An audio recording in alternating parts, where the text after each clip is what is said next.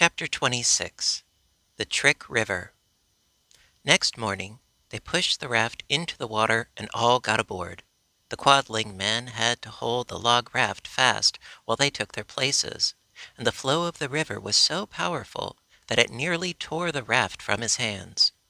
As soon as they were all seated upon the logs, he let go, and away it floated, and the adventurers had begun their voyage toward the Winkie country.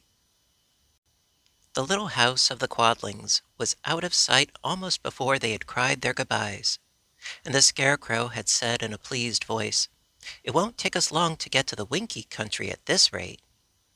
They had floated several miles down the stream, and were enjoying the ride, when suddenly the raft slowed up, stopped short, and then began to float back the way it had come. "Why, what's wrong?" asked Dorothy in astonishment. But they were all just as bewildered as she was, and at first no one could answer the question.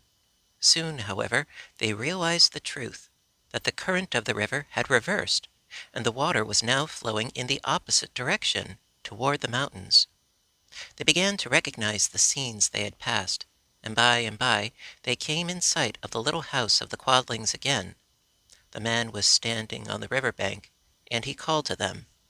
"How do you do? Glad to see you again. I forgot to tell you that the river changes its direction every little while. Sometimes it flows one way and sometimes the other." They had no time to answer him, for the raft was swept past the house and a long distance on the other side of it. "We're going just the way we don't want to go," said Dorothy, "and I guess the best thing we can do is to get to land before we're carried any farther." But they could not get to land. They had no oars, nor even a pole to guide the raft with. The logs which bore them floated in the middle of the stream, and were held fast in that position by the strong current. So they sat still and waited, and even while they were wondering what could be done, the raft slowed down, stopped, and began drifting the other way, in the direction it had first followed. After a time they repassed the Quadling house, and the man was standing on the bank. He cried out to them, "Good day, glad to see you again. I expect I shall see you a good many times as you go by, unless you happen to swim ashore." By that time they had left him behind, and were headed once more straight toward the Winkie country. "This is pretty hard luck," said Ojo in a discouraged voice. "The Trick River keeps changing, it seems, and here we must float back and forward forever, unless we manage in some way to get ashore." "Can you swim?" asked Dorothy. "No, I'm Ojo the Unlucky." "Neither can I. Toto can swim a little, but that won't help us to get to shore." "I don't know whether I could swim or not," remarked Scraps, "but if I tried, I'd surely ruin my lovely patches." "My straw would get soggy in the water, and I would sink," said the Scarecrow. So there seemed no way out of their dilemma, and being helpless, they simply sat still. Ojo, who was on the front of the raft, looked over into the water, and thought he saw some large fishes swimming about. He found a loose end of the clothesline, which had fastened the logs together, and taking a gold nail from his pocket, he bent it nearly double to form a hook, and tied it to the end of the line. Having baited the hook with some bread which he broke from his loaf, he dropped the line into the water, and almost instantly it was seized by a great fish. They knew it was a great fish because it pulled so hard on the line that it dragged the raft forward even faster than the current of the river had carried it. The fish was frightened, and it was a strong swimmer. As the other end of the clothesline was bound around the logs, he could not get it away, and as he had greedily swallowed the gold hook at the first bite, he could not get rid of that either. When they had reached the place where the current had before changed, the fish was still swimming ahead in its wild attempt to escape. The raft slowed down, yet it did not stop, because the fish would not let it. It continued to move in the same direction it had been going. As the current reversed and rushed backward on its course, it failed to drag the raft with it. Slowly, inch by inch, they floated on, and the fish tugged and kept them going. "I hope he won't give up," said Ojo anxiously. If the fish can hold out until the current changes again, we'll be all right." The fish did not give up, but held the raft bravely on its course, till at last the water in the river shifted again, and floated them the way they had wanted to go. But now the captive fish found its strength failing. Seeking a refuge, it began to drag the raft toward the shore. As they did not wish to land in this place, the boy cut the rope with his pocket knife and set the fish free, just in time to prevent the raft from grounding. The next time the river backed up, the Scarecrow managed to seize the branch of a tree that overhung the water, and they all assisted him to hold fast and prevent the raft from being carried backward. While they waited here, Ojo spied a long broken branch lying upon the bank, so he leaped upon the shore and got it. When he had stripped off the side shoots, he believed he could use the branch as a pole to guide the raft in case of emergency. They clung to the tree until they found the water flowing the right way, when they let go and permitted the raft to resume its voyage.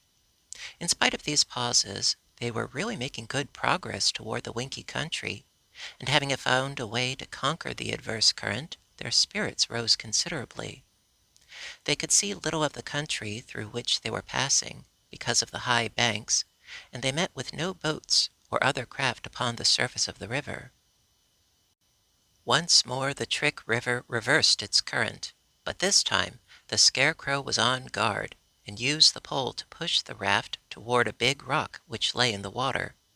He believed the rock would prevent their floating backward with the current, and so it did. They clung to this anchorage until the water resumed its proper direction, when they allowed the raft to drift on. Floating around a bend, they saw ahead a high bank of water extending across the entire river, and toward this they were being irresistibly carried. There being no way to arrest the progress of the raft, they clung fast to the logs and let the river sweep them on. Swiftly, the raft climbed the bank of water and slid down on the other side, plunging its edge deep into the water and drenching them all with a spray. As again the raft righted and drifted on, Dorothy and Ojo laughed at the ducking they had received, but Scraps was much dismayed, and the Scarecrow took out his handkerchief and wiped the water off the Patchwork Girl's patches as well as he was able to. The sun soon dried her, and the colors of her patches proved good, for they did not run together, nor did they fade. After passing the wall of water, the current did not change or flow backward any more, but continued to sweep them steadily forward.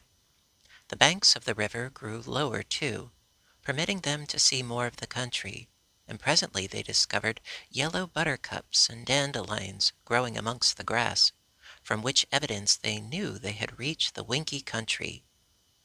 "Don't you think we ought to land?" Dorothy asked the Scarecrow. "Pretty soon," he replied. "The Tin Woodman's castle is in the southern part of the Winkie country, and so it can't be a great way from here." Fearing they might drift too far, Dorothy and Ojo now stood up and raised the Scarecrow in their arms as high as they could, thus allowing him a good view of the country. For a time he saw nothing he recognized, but finally he cried, "There it is! There it is!" "What?" asked Dorothy. "The Tin Woodman's tin castle. I can see its turrets glittering in the sun. It's quite a way off, but we'd better land as quickly as we can." They let him down and began to urge the craft toward the shore by means of the pole. It obeyed very well, for the current was more sluggish now, and soon they had reached the bank and landed safely. The Winkie country was really beautiful, and across the fields they could see afar the silvery sheen of the tin castle. With light hearts they hurried toward it, being fully rested by their long ride on the river. By and by they began to cross an immense field of splendid yellow lilies, the delicate fragrance of which was very delightful. "How beautiful they are!" cried Dorothy, stopping to admire the perfection of these exquisite flowers. "Yes," said the Scarecrow reflectively, But we must be careful not to crush or injure any of these lilies." "Why not?" asked Dojo. "The Tin Woodman is very kind-hearted," was the reply, "and he hates to see any living thing hurt in any way." "Are flowers alive?" asked Scraps. "Yes, of course, and these flowers belong to the Tin Woodman, so, in order not to offend him, we must not tread on a single blossom." "Once," said Dorothy, "the Tin Woodman stepped on a beetle and killed the little creature. That made him very unhappy, and he cried until his tears rusted his joints so he could not move 'em." "What did he do then?" asked Dojo. "Put oil on them until the joints worked smooth again." "Oh!" exclaimed the boy, as if a great discovery had flashed across his mind. But he did not tell anybody what the discovery was, and kept the idea to himself. It was a long walk, but a pleasant one, and they did not mind it a bit. Late in the afternoon they drew near to the wonderful tin castle of the Emperor of the Winkies, and Dojo and Scraps, who had never seen it before, were filled with amazement. Tin abounded in the Winkie country, and the Winkies were said to be the most skillful tinsmiths in all the world. So the Tin Woodman had employed them in building his magnificent castle, which was all of tin, from the ground to the tallest turret, and so brightly polished that it glittered in the sun's rays more gloriously than silver. Around the grounds of the castle ran a tin wall with tin gates, but the gates stood wide open because the Emperor had no enemies to disturb him. When they entered the spacious grounds, our travelers found more to admire. Tin fountains sent sprays of clear water far into the air, and there were many beds of tin flowers, all as perfectly formed as any natural flowers might be. There were tin trees, too, and here and there shady bowers of tin, with tin benches and chairs to sit upon. Also, on the sides of the pathway leading up to the front door of the castle were rows of tin statuary, very cleverly executed. Among these, Ojo recognized statues of Dorothy, Toto, the Scarecrow, the Wizard, the Shaggy Man, Jack Pumpkinhead, and Ozma, all standing upon neat pedestals of tin. Toto was well acquainted with the residence of the Tin Woodman, and, being assured a joyful welcome, he ran ahead and barked so loudly at the front door that the Tin Woodman heard him and came out in person to see if it really was his old friend Toto. Next moment the Tin Man had clasped the Scarecrow in a warm embrace, and then turned to hug Dorothy, but now his eye was arrested by the strange sight of the Patchwork Girl, and he gazed upon her in mingled wonder and admiration.